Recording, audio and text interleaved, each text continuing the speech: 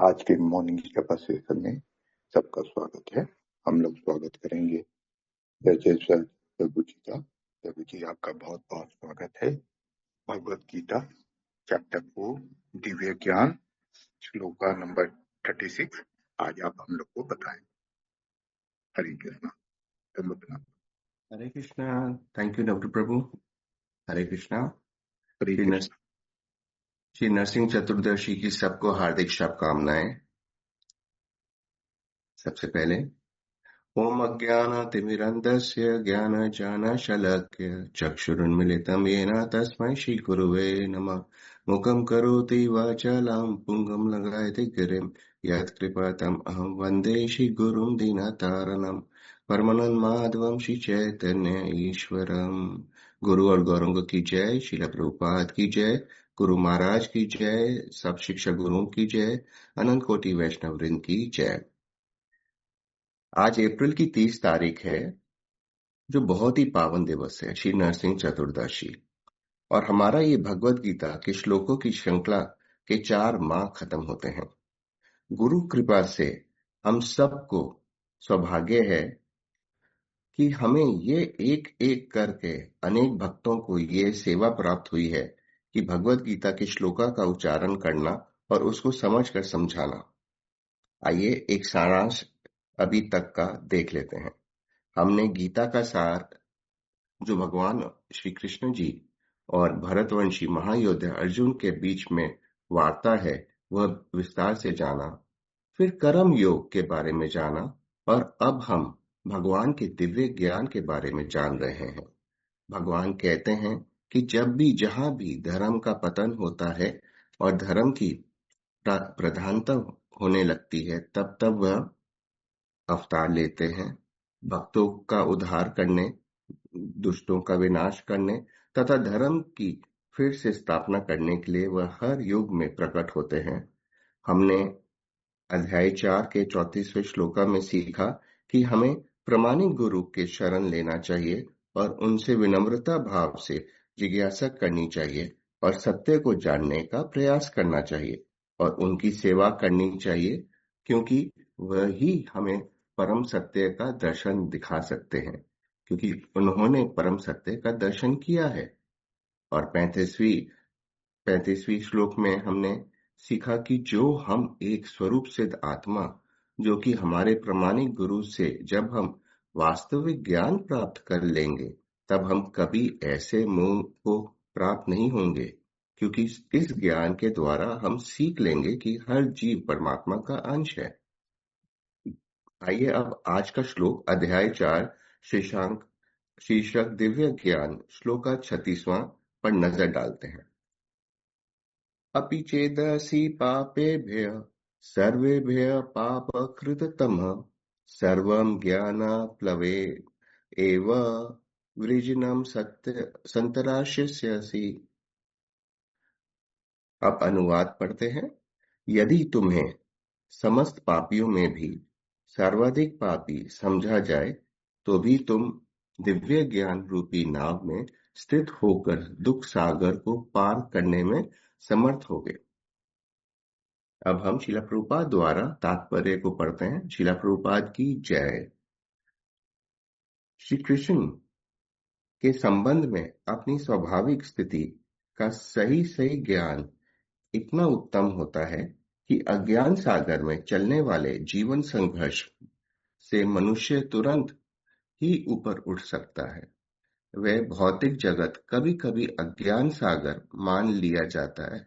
ये भौतिक जगत कभी कभी अज्ञान सागर मान लिया जाता है तो कभी जलता हुआ जंगल। सागर में कोई कितना ही कुशल तैराक क्यों न हो, जीवन संघर्ष अत्यंत कठिन है। यदि कोई संघर्षरत तैरने वाले को आगे बढ़कर समुद्र से निकाल लेता है तो वह सबसे बड़ा रक्षक है। भगवान से प्राप्त पूर्ण ज्ञान मुक्ति का पथ है। कृष्ण भावनामृत की नाव अत्यंत सुगम है, किंतु उसी के साथ साथ अत्यंत उदात्त भी। हरे कृष्णा। भगवान क्या कह रहे हैं कि पापियों में भी पापी हो अपि चेदसि पापेभ्यः संतरिष्यसि, वह भी तर जाएगा। अभी कुछ श्लोकों में ज्ञान के बारे में बताएंगे। अलग अलग लेवल में ज्ञान से क्या होगा। कुछ बेसिक समझते हैं कि जिसे ज्ञान समझते हैं वह ज्ञान है कि नहीं। स्कूल में हम बहुत सारे विषयों का पाठन करते हैं, जैसे कि हिंदी, फिजिक्स, मैथ्स आदि, परंतु ये सब टेम्पररी है। इतने छात्र फिजिक्स पढ़ते हैं पर उसको अप्लाई नहीं कर पाते क्योंकि वह उस फील्ड के ही नहीं है। किसी की नौकरी ही कहीं और लग जाती है, कोई बिजनेसमैन बन जाते हैं, कोई टीचर बन जाते हैं, अपने अपने फील्ड्स में कोई कुछ न कुछ बन जाते हैं। यानी कि वो ज्ञान की एक सीमा है। ठीक है, भौतिक ज्ञान के रूप में कह सकते हैं। दूसरा ज्ञान होता है शरीर से संबंधित, जो शास्त्रों में होता है, जैसे आयुर्वेदा हो, धनुर्वेदा। हमें कुछ स्किल सीखना है, हमें कुछ हेल्थ का ध्यान रखना है, खाने पीने का ध्यान रखना है, सोने का ध्यान रखना है। ये भी ज्ञान है। ये और ये जीवन के अंत तक काम आ सकता है, क्योंकि स्वस्थ रहेंगे, अच्छा हेल्थ रहेगा, सुबह उठेंगे, रात को जल्दी सोएंगे। ये सब हमें अगर पता हो तो हम थोड़ा सा कर सकते हैं। ये सब भगवत गीता में है। भगवान बताते हैं कितना सोना है, कितना खाना है, कब सोना है, ज्यादा सोना है, कम सोना है, ये सब भगवान बताते हैं। इसके बाद कुछ ज्ञान रहता है शास्त्रों का ज्ञान। शास्त्रों को और समझने के लिए ज्ञान वह बहुत कॉम्प्लिकेटेड है। वह हर किसी के बस की बात नहीं है, स्पेशली इस कलयुग में जहाँ श्रीमद् भागवतम में कहा गया है कि प्राय सभी शूद्र लेवल के हैं, तो वह समझने में बहुत ही कठिन होगा। और भी ज्ञान है, म्यूजिक, डांस, लेकिन इन सब ज्ञान के ऊपर एक दिव्य ज्ञान है। भगवत गीता में बताते हैं जो हमारे आत्मा से संबंधित है। ज्ञान मतलब तीन बातें आप, आपको पता होनी चाहिए। भगवान कौन है, आपको पता होना चाहिए आप कौन है, और आपको ये भी पता होना चाहिए कि इन दोनों का संबंध क्या है। ये है दिव्य ज्ञान।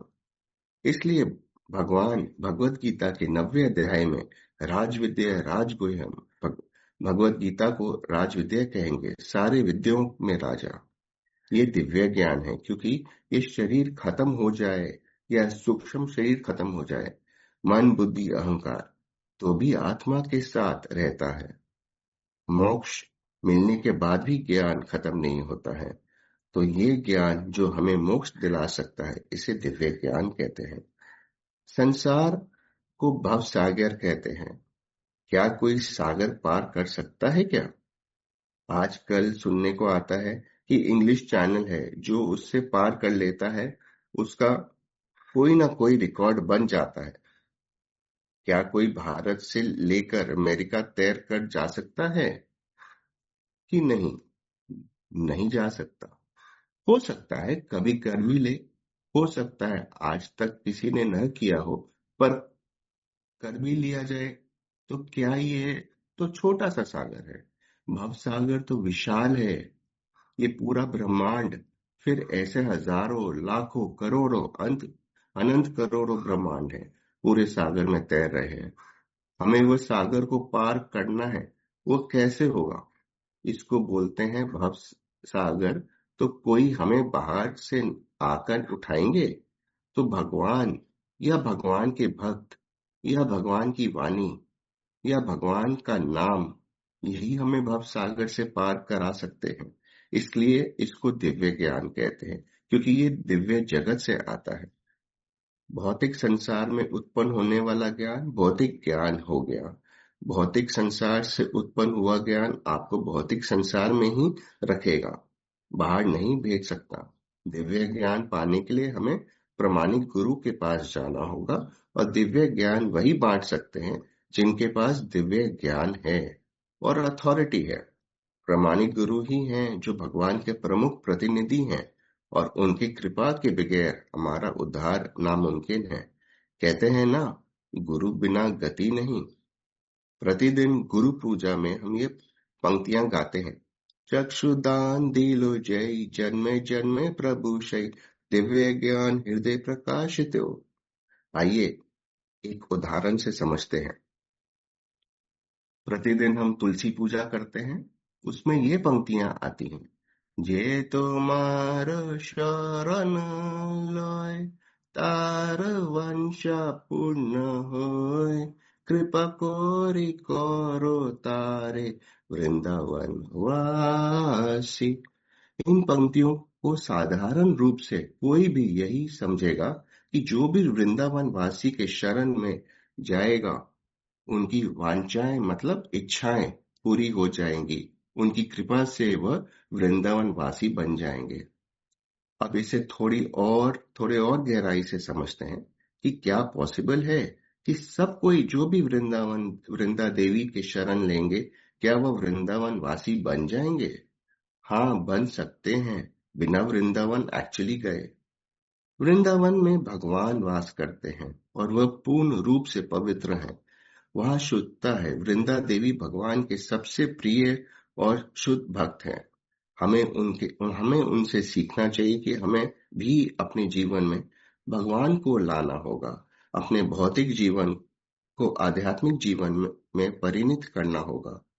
जब हम ये करने में सफल हो जाएंगे, तब हमारा घर भी वृंदावन बन जाएगा। भगवान वहां वास करेंगे। भगवान तो हर जगह वास करते हैं। लोग तो ये बोलते हैं, पर जब आध्यात्मिक जीवन को अपनाएंगे, तब वह सिर्फ बोलेंगे नहीं, उसे जिएंगे भी।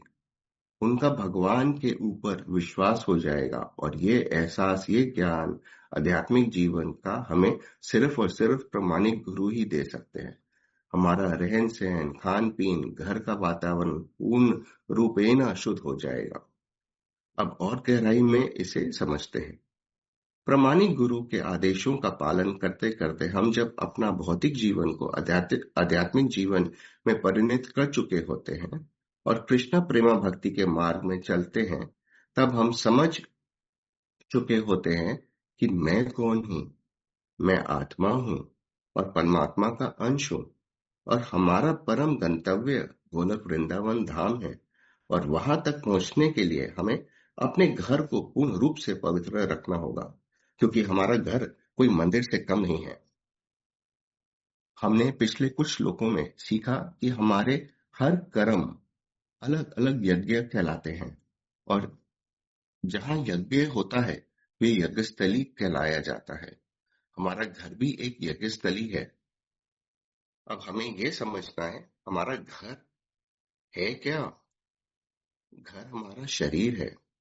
भगवान मतलब परमात्मा के साथ हम आत्मा रूपी शरीर के अंदर हृदय में रहते हैं। वे कोई वृंदावन से कम नहीं है।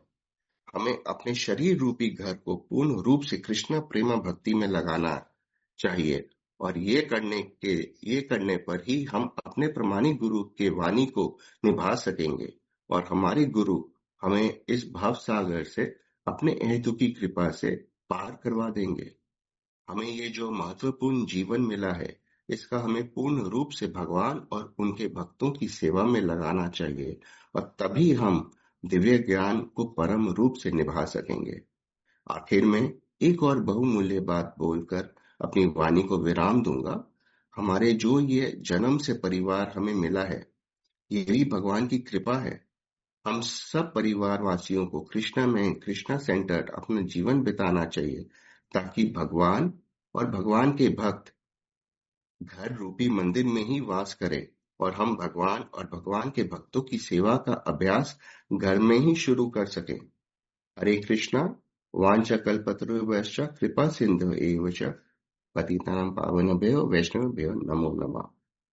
अगर कोई भी त्रुटि हुई हो तो कृपा क्षमा कर दें, और प्रार्थना करें कि मैं उन त्रुटियों को सुधार सकूं। और अगर कुछ भी इस श्लोका का आप तक पहुंचा पाया हूं, तो इसका श्रेय हमारे शिक्षा गुरुओं को जाता है। All goes to guru and Gauranga, all goes to Shila Prabhupada, all goes to Guru Maharaj, all goes to all Shiksha Gurus, and all goes to Revati Mataji, all goes to all assembled devotees. Hare Krishna, Krishna Krishna, Hare Hare, हरे राम राम राम हरे हरे। हरि बोल प्रभु, हरि बोल। बहुत अच्छा श्लोक था और बहुत अच्छे से आपने वर्णन किया कि हर तरह का जो ज्ञान है वो उसकी जिंदगी में जरूरत पड़ भी सकती है, नहीं भी पड़ सकती, लेकिन जो दिव्य ज्ञान है वो हमें भगवान के पास पहुंचा देता है। थैंक यू प्रभु। और बहुत सुंदर से आपने तुलसी पूजा से श्लोका लिया, बहुत बहुत सुंदर। Thank you Prabhu.